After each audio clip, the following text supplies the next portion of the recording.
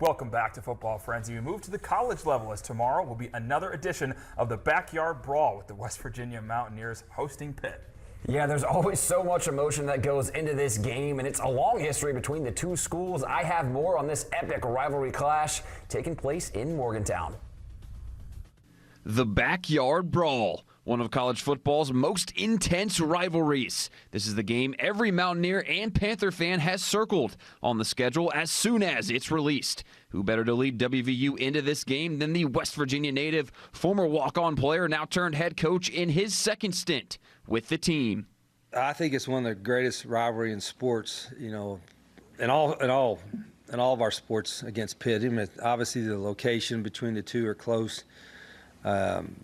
You know, there's a lot of intensity with it. There's never seems to be any love lost between the fan bases, and it's always, to me, you know, the biggest game on your schedule when you're at West Virginia. I've told people everywhere I've been that I've been in a bunch of rivalries. There's none that's more intense than this.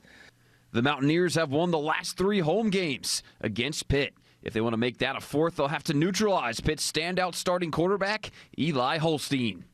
Well, he's a great player. I think he's an NFL guy. You know, he can make all the throws. He's one of the top, you know, quarterback prospects in the country coming out, and I don't know if he's lost a game as a starter. He's done really. I mean, he's off to a great start. I think Zach's done a good job. You know, last week we missed a few opportunities to let them get some first downs, some key plays.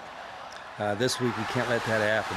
And he can move a little bit. Eli can move around a little bit. He's not you know, just a stationary target, but you know, they're going to throw it all over the place if we don't get pressure, or if we don't cover well. It was a rough showing for WVU's offense last weekend at Ohio. The good news is the defense once again looked fantastic. Led by new D coordinator Zach Alley, the defense has become the strength of this team. I'm like, all I did was tell them to do their job.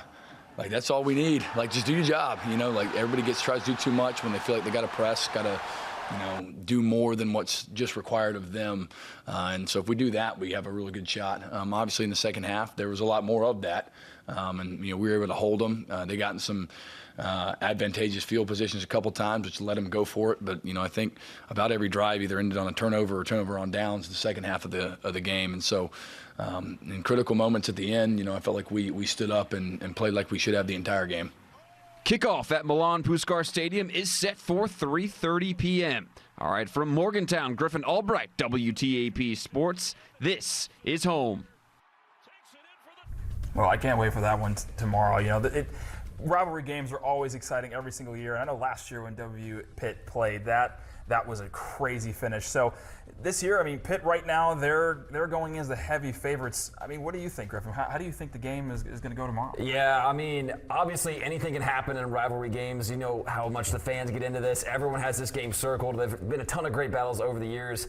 I am worried a little bit about West Virginia. I was there at Ohio last weekend. Right. It's mainly the offense that's the struggle right now. Mark Hill didn't look very good. They subbed in Jalen Henderson. Wasn't any better. But I love the defense. I love Zach Alley. I think their defense gives them a chance in any game because defense wins championships. And Zach Alley and that defense is really good. So that's what we're going to have to hang our hat on to get a win tomorrow. For sure. They're going to have to hang their hat on that, especially against a guy like Eli Holstein. Who exactly. He's a really good QB. He's got a lot of skills. He's looked very good so far this year. So has Pitt. Their offense already looks prolific.